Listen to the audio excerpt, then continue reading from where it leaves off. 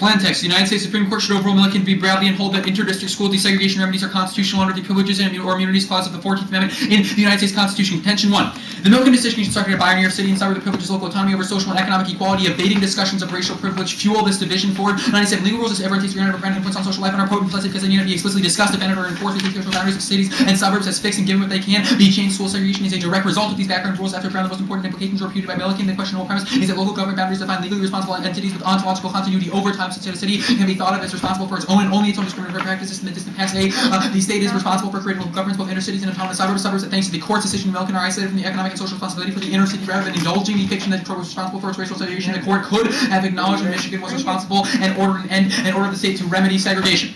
Additionally, Milliken's protection of local jurisdictional boundaries constitutes an apartheid-like social prison that encourages the policing and targeting of those excluded from the local community. It evokes a totalitarian mentality that necessitates mob rule and cultish groupthink. Forward 99. South African apartheid is not without parallel in the U.S. The chocolate city vanilla suburb pattern is dominant. Local autonomy has not served subordinated groups, while local autonomy is not constitutionally protected. The discourse of jurisdiction promotes a ruthless advocacy at the level of the social group. Local control public schools to advance as a rationale to block segregation in schools that were segregated by explicit policy. The use of this jurisdiction is pivotal in undermining the constitutional manner of desegregation in Brown by the court. In Milliken, we have a moral obligation to recognize difference and embrace plurality. Solidarity becomes clannishness. Although homogeneity is at the other side of the power is the production of difference. The jurisdiction facilitates the production of group differences by asserting that some territorial identities are natural and must be accepted. Jurisdictional boundaries promote a legitimate social injustice, legitimate hierarchy, and economic inequality. Jurisdiction plays an important role in shaping our world and ourselves. The conception of groups informally defined jurisdiction creates a predictable and easily manageable social order. Local differences recast as factionalism, making it easy, facilitates stereotyping and targeting. They're building the jurisdictions of the future today. Territorial jurisdictions and invention jurisdictions, nothing less than the map and the law's interaction with society. Territorial jurisdiction evokes totalitarianism, the spirit of familiarity, threatens to become the mentality of the mob grouping of the cult. The synthetic jurisdiction conjures the horrors of alienation, isolation, and ghostless controlling machines.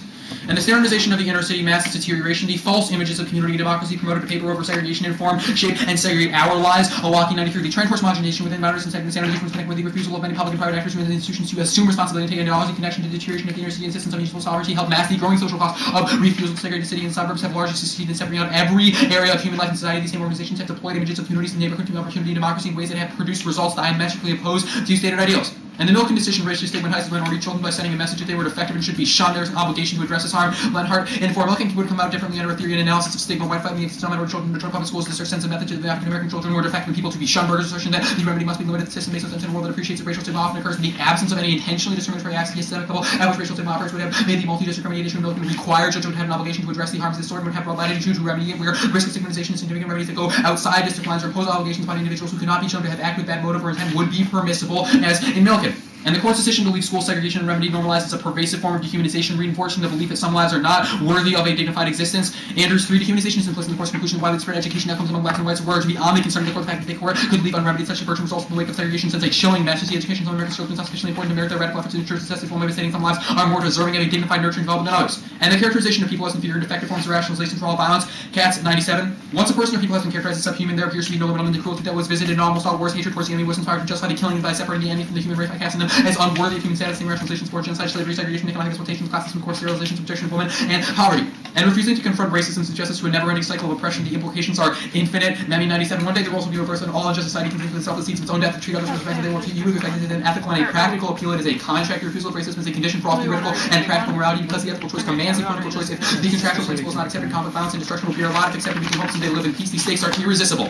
And in relation to race jurisprudence, we must start from a point of unconditional hospitality, a pure welcoming of the stranger, even if this is impossible to achieve. Only engaging to support permits the embrace. There's nothing without some door hospitality is conditional, and the other welcoming against the adjust to the home, learns the language, respects the order, how that's conditional and context. Such unconditional hospitality, pure welcoming of the expected. The visitor is not invited. A host should open house without questions such as who are you? The same structure as law and justice have absolutely heterogeneous, but intellectual ask what is your name? It's not necessarily an interrogation. Isn't tell me your name. Unconditional hospitality is impossible. It's impossible, but that's what hospitality should be. What room is left for a public hospitality for perfectibility? This is a very concrete problem. We have to change the law, improve the laws. There is an infinite progress to be performed. The process of perfectibility. I'm a progressive. The law is perfectible. We can improve the law. We have to improve the conditions of conditional hospitality. There's a law higher than the legal system, which is the way it is currently applied in the name of the law. We oppose the current interpretation in the name of perfectible law. The government had to change to some extent its policies. We are not dreamers. We know no government will simply open its borders. We have to desire this perfectibility, and this desire is regulated by the pure whole of pure hospitality. Absolutely heterogeneous, clear, and theoretical judgments here on conditional hospitality can't be an establishment, but it may happen in an instant. It may happen.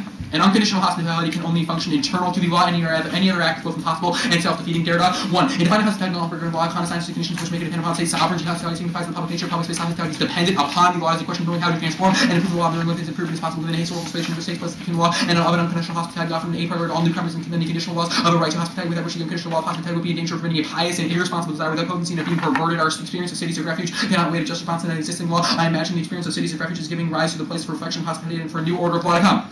And alterity trumps ontology. The relation to the other is a precursor to either epistemology or ontology. We must engage in an unconditional hospitality heating. And 4. The relation to alterity is a precondition for ontology. Without pure hospitality, we cannot have the idea of the other identities like the other. We must have the possible hospitality must determine and act beyond knowledge. It gives a basic prescribed which we should act. We must determine our response based upon impossible hospitality. And hospitality is transcendent with regard to the political, the judicial. I cannot open the door without making this hospitality effective in the act. Impossible hospitality must give something determined. Determination remains essential for the effectivity of morality. Impossible hospitality doesn't entail an act. It doesn't entail an activity, not passive waiting for the eternally deferred event. Contention 2 is solvency. Active opposition via judicial engagement and dialogue are preconditions to economic and material empowerment. Evading racial justice of race is the history of conduct and context of segregation. Bracy and 5. Meaningful conception, dignity, such a new consideration, conflict, racial relations, inclusion, community are worthy of elevated importance. Teaching evasion of dignity by the court is deeply troubling because it neglects the principles of racial frequency, affirmance of dignity, entails an active opposition and engagement. The segregation, discrimination, degrade, dishonor, isolate, and ostracize. These are not mere byproducts; they are intended consequences. The current force outrage evasion of dignity, encouraging enabling to scrutinize current racial calculations, socially antiseptic environment, one cleanse of troubling historical context and wiping of any present-day racial subordination. Sincere attention to dignity, concern provides a mechanism to open up the possibilities of of racial justice. Attention forces us to historicize, contextualize, and deepen the discussion of relational perceptions of dignity and form a great deal of our social interactions. Beginning from understanding dignity as very necessary precondition to economic inclusion, to empowerment, report to the story of contemporary race jurisprudence is one of presumption and evasion, but it need not remain that way. And examining the rhetoric and discourse that frame our discussions of segregation and race is a critical first step to constructing alternative interlocal communities. Schrager and one of the fastest imagine alternative locals and by the absence of a doctrinal framework for analyzing entrance control localities are invisible to the Constitution. Is very invisibly provides them with the power to exclude outsider status as to the center of this country struggle with slavery. These Jim Crow and the civil rights states play advance the problem color line has not been solved in this end. We coalesce the problem differential spaces, invisible jurisdictional lines. Now, do the work to de jure segregation to outsider status is the central achievement of the successful zone metropolitan reach and the process of imagining alternative localism must equal with the recognition of what we call local is always interlocal territorial determination should receive careful judicial scrutiny, enforcing its data plan not to be excluded would go a long way towards expanding the existing spatial order. The answer is not more localism, but rather rethinking how localisms are deployed to reinforce existing distribution of prime resources and capital and community as a found mechanism for building high normative wealth and legal society and physical space. Local power reinforces separation of the inner city community and stigmatizes its existing assumptions about the foundations of local government, prevent us from imagining ourselves on the other side of the normative wall by examining the thresholds between these communities and by beginning to debate the law and better approach a solution. An overwhelming militant base in the privileges and immunities calls will reverse the current ongoing denial of human dignity and integrate the many distinctly racialized communities into one human family and facilitate the free development of all its members. Andrews. And 4.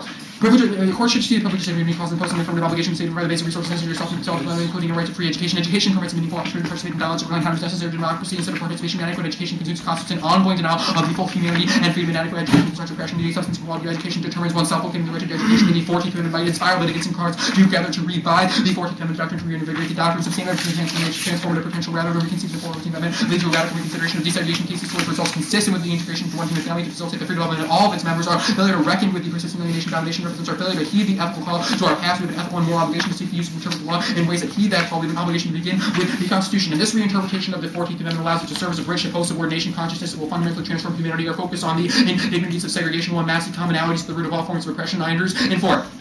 A revision for amendment might be thought to address fear injuries. The goal is the formation of a new kind of person with a new language and new humanity. This is essential to any genuine struggle for human freedom. That is essentially human by being human, that humans are from the essence of one another, whatever is power, transform the material conditions of black life. 14th Amendment is a beginning, a bridge towards a transformation in consciousness and a new post-subordination understanding of human being. The effort to transform our identities and racialized beings must be seen for what it is. It's the most ambitious and effort to set afoot a new humanity focused on particular identity. The conditions of oppression can help us unmask the common injuries to being human at the root. And the racial justice movement and can be considered as a human awakening within a continuing, unrelenting call to overcome many ways that we are divided. And our dialogue and opinions are uniquely valuable in altering the political institutions that make a solution to structural balance and inevitable majority. And the logical political solution requires increasing violent acts, preventive wars, refugee camps in countries imprisoned in populations physically isolated from other commonalities in social, political, and economic apartheid states. Impose structural violence. It is necessary that people do not be consumed, discarded, and alienated. The death of the other does not imply my own security as much as the death of the other is the death of the inferior race. Degenerate racism is an ideological system is inherently violent because it attacks natural biological data that cannot be changed. So when conflicts become radicalized, all that can be done is to exterminate the other. Politically, humanity depends on artificial legal and political institutions. Rejected politics depends upon human faculty of opinion. Equality can be forged by those who actively exchange opinions among themselves and change the world in which they live. There can be no politics worthy of the name unless everyone is included in the political and economic community. Alright. First thing I want to ask you is, what is the Privileges and Immunities Clause? The Privileges or Immunities Clause is part of the 14th Amendment, and the Andrews evidence talks about how it can serve as kind of a bridge to a new post-humanity where we respect commonality. That's not answering my question. What is the Privileges and Immunities Clause? It's the Privileges or Immunities Clause, but the Privileges or Immunities Clause allows things like Congress to legislate interdistrict remedies. It allows them to increase educational availability for students. Equal protection. I don't think you 14th understand Amendment, what minorities. is the Privileges and Immunities Clause? What does it say? It is What does it part of pertain the to? 14th I understand they Amendment. can use it to do other things, but what is its function? Well, our Andrews evidence says that in the status quo, its function is being severely degraded, that we need to reinvigorate it, that one of the things that the Privileges or Immunities Clause could do is to stop desegregation. I got you. You're Daredog too. I want to ask a couple questions. First, who is the stranger, and what is unconditional hospitality? Derrida says that Derrida does not Yeah. define who the stranger or the other is. Our argument is that we have to embrace all humanity.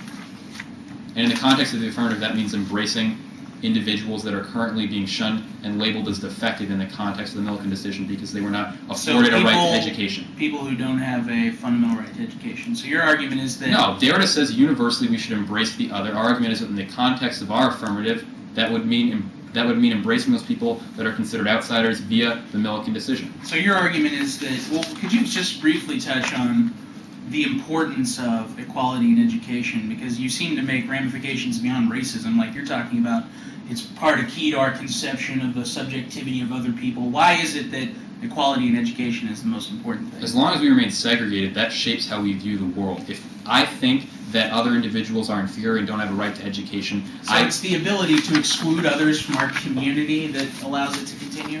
That's one reason. Okay. And I'm sorry, your impacts to racism, I didn't hear them. I'm assuming you read the, what's the impact to racism, other than the fact that we all know it's morally... Yeah, I mean, we read a card that says that the underlying logic of racism allows conflicts to be perpetuated. Okay. You didn't read, like, it kills our hedge or anything, like... No, we didn't go that direction. So you always run an IRK, man. You always got to fish. That's what you do. And the Andrews evidence is the only evidence you cite that says we should use the Privileges and Immunities Clause? Yeah, the two Andrews first. All right. Rope. Actually, I have one question to this. Started.